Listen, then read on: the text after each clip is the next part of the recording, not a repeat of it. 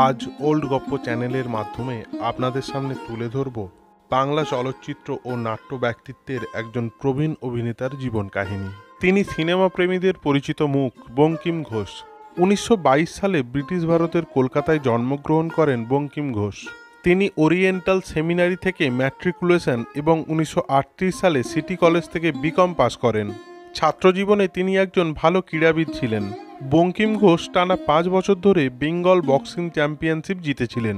তিনি গণনাট্য, আনন্দ ভারতীয়, রূপকথার মতো বিভিন্ন থিয়েটার গ্রুপে যোগ দিয়েছিলেন এবং অভিনয় করেছিলেন। তার বাবা তার অভিনয়ের প্রতি তীব্র আকৃষ্ট ছিলেন। ঘোষবাড়ি ছেড়ে যাদবপুর বিশ্ববিদ্যালয়, ইন্ডিয়ান এয়ারলাইন্স এবং কলকাতা হাইকোর্ট ইত্যাদিতে বেশ কয়েকটি চাকরি করেন। 1948 সালে ভুলি নাই সিনেমার মাধ্যমে বঙ্কিম ঘোষ বাংলা ছবিতে আত্মপ্রকাশ করেন। পরিচালক হেমেন গুপ্ত তাকে এই ছবিতে একটি ছোট্ট চরিত্রে অভিনয়ের প্রস্তাব দেন।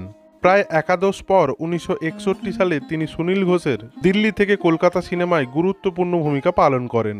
তার দীর্ঘ অভিনয় জীবনে তপন সিনহা, বিজয় বোস, ঋতুপর্ণ ঘোষের মতো বিখ্যাত পরিচালকদের সাথে কাজ করেন। মূলত তিনি গুরুতর প্রতিপক্ষের পাশাপাশি হাস্যরসাক্ত চরিত্রের জন্য পরিচিত ছিলেন।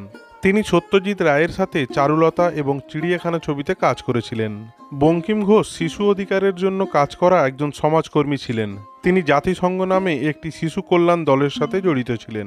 অভিনেতা বঙ্কিম ঘোষ অভিনীত চলচ্চিত্রগুলি হল গল্প হলেও সত্যি, ভানু গোয়েন্দা জহর অ্যাসিস্ট্যান্ট, ঠগিনী, যদি জানতেম, বদনাম, মায়াবিনী প্রভৃতি উল্লেখযোগ্য। এই বর্ষিয়ান অভিনেতা কোনোদিনও যথাযথ সম্মান বা মর্যাদা পাননি। অল্প সংখ্যক সিনেমা প্রেমীরা ছাড়া কেউই মনে রাখেননি তাকে। এই প্রবীণ অভিনেতা মারা যান 3রা জুন 1992 সালে। ওল্ড গপ্প চ্যানেলের এই ছোট্ট ভিডিওর মাধ্যমে ওনাকে শ্রদ্ধা জানাই। ভিডিওটি ভালো লেগে থাকলে দয়া করে চ্যানেলটি সাবস্ক্রাইব করে পাশে থাকুন। ধন্যবাদ।